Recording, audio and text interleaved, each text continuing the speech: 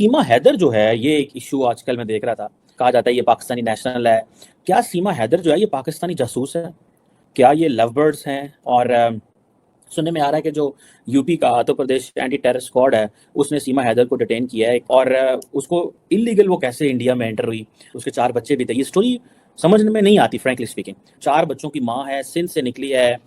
Multiple angles हैं story के as I see this story.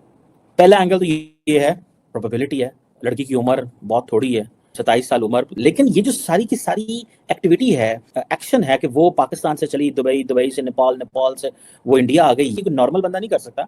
और अगर if you are not educated, आप हैं भी कहूँ से, अब इंडिया वाले क्या कहते हैं जी, ISI लिंक है, वो इंग्लिश में भी फ्लुएंट है और इंडिया भी इलीगली एंटर हुई है।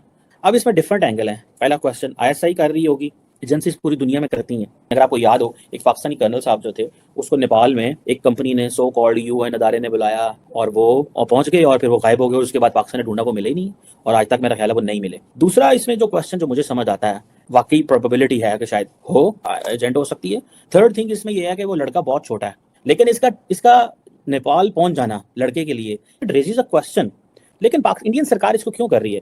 इसके कुछ और एंगल भी। एक एंगल तो पॉलिटिकल है, वो ये होता है कि इलेक्शंस होने वाले हैं अगले साल, तो इस तरह के जो इंसिडेंट होते हैं उसका फायदा उठाया जाता है। ये सो पॉलिटिकल इशू भी है। ये कोई सीधा केस नहीं है। इंडियन इंटेलिजेंस एजेंसीज हैं, वो इसको जो है वो अपने लिए भी इस्तेमाल कर सकते हैं टू मलाइन पाकिस्तान और लोगों को डिस्करेज करने के लिए भी। सो इसकी प्रोबेबिलिटी है। और दूसरा ये है कि टाइम्स नाउ पे बैठ के मैं कह रहा था कि देखिए, बात सुने आप, इतना बड़ा मुल्क है, क्या इंडिया की नेशनल सिक्योरिटी कंप्रोमाइज हो गई है खातून के वहाँ पे आने से? लेकिन राइट नाउ अगर आप देखें तो जो सरकार है भारत की, वो इसको प्रॉपर्ली यूज कर रही है, क्योंकि वो पाकिस्तानी है तो बस ठीक है जी, इसको जरा शो डालो और पाकिस्तान को बदनाम करो। जितना बदनाम करेंगे उतना रूलिंग पार्टी को फायदा होता है। तो सीमा हैदर जो है, ये कैरेक्टर नीड्स मोर इन्वेस्टिगेशन। और फिर वो कोड वर्ड्स भी यूज कर रही थी, फूफी एंड फ्रूट जैसे कोड वर्ड्स मुझे पता चला है। मैं बहुत हैरान हूं कि अभी तक इस बात पे किसी ने गौर नहीं किया, अभी तक इसका किसी का ध्यान इस पर नहीं किया। क्या ये वाकया भी या ये पूरे का पूरा केस दुआ ज़हरा के केस से ममासियत रखता है कि ये लड़की बेसिकली, बताया ये जा रहा है, शक इसका इज़हार किया जा रहा है, ये रॉ की एजेंट थी, इसको पाकिस्तान में लॉन्च किया गया था। और ये जो एजेंट्स और ये जो जासूस होते हैं, अगर आपको ये लग रहा हो कि इसने बच्चे कैसे पैदा कर लिए, भाई ये पूरी पूरी रिश्तेदारियां वहां पे कायम कर लेते होते हैं। ये मैं नहीं कह रहा कि इंडिया से भारत गई है, ये हो सकता है पाकिस्तान में ही ट्रेन किया गया उसको। बेसिकली ये रॉ की एजेंट थी, इसको इंडिया वापस बुलाया गया इससे पहले कि ये पकड़ी जाती, लेकिन इसके पीछे पाकिस्तानी अथॉरिटीज पड़ी हुई थी, ये ऐसा कहा जा रहा है। अब कवर अप दिया गया, इसका भारत में जो आना है उसे कवर अप दिया गया कि पाकिस्तानी है, शादी हो गई, प्यार हो गया, इसको इधर आ गया, ऑल दीस थिंग्स, और सब कुछ कवर अप किया जा रहा है। भारत में शोर मचाया गया कि ऐसा एजेंट है, ऐसा एजेंट, ऐसा नहीं, ये असल में रॉकी एजेंट है, पाकिस्तान में ये रॉ के लिए काम कर रही थी, इस तरह अलर्ट किया जा रहा है। अभी ये थ्योरी है, अभी हकीकी तौर पे मैं कुछ नहीं कह पाऊंगा, ये थ्योरी है। लेकिन अगर इंडिया की भी थी तो इंडियन अपने ही एजेंट के वापस आने पे तो ना ढोल क्यों पीटेगा? मतलब ये बात मुझे नहीं समझ आ रही। इस किस्म के भी क्लेम्स आ रहे तो आरजू जी, पहली बात ये है कि आपकी तरफ से आई है तो गड़बड़ तो होगी होगी। ठीक लोग तो आप भेजते भी नहीं है। देखिए, आप सोच के देखिए, अगर आपकी तरफ से आया है तो ठीक आदमी तो आ नहीं सकता।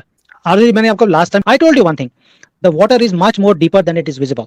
सो ये जो है एजेंसी जो लगी हुई है अभी, they are trying to figure out what is the conspiracy behind. क्योंकि कहीं ना कहीं ये भी बात हो रही है कि कहीं ह्यूमन ट्रैफिकिंग का चक्कर तो नहीं है इसके साथ, और क्या और चीजें भी खुल सकती हैं। सो मे बी उसको यहाँ पे रखना एजेंसीज के लिए भी बेटर है to take out other secrets which might be hidden under her nose. But she is trained, मैं इतना बता सकता हूँ आपको, she is 100% ISI trained agent sent hair.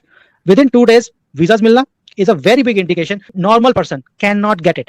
8 तारीख को उसको पासपोर्ट मिलता है, 10 तारीख को इंडिया पहुंच रही है और उसे 2 वीजे, एक तो दुबई का, दूसरा नेपाल का, 2 वीजे उसके पासपोर्ट के ऊपर ऑलरेडी हैं।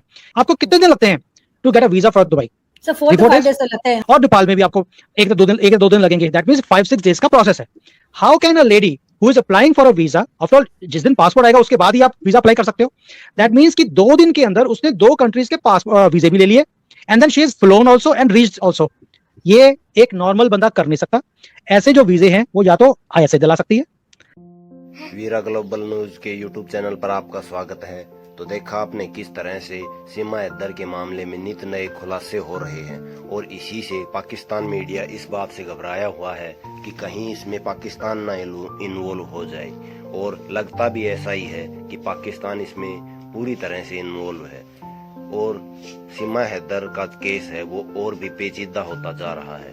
इसी से घबराया हुआ पाकिस्तान मीडिया ये चर्चा कर रहा है कि किस तरह से भारत अब पाकिस्तान के ऊपर दबाव डालने की कोशिश करेगा और इसके थ्रू वह कुछ भी कारनामा कर सकता है। इसी से पाकिस्तान मीडिया घबराया हुआ है। तो देखते रहिए हमारा चैनल, सब्सक्राइब करें,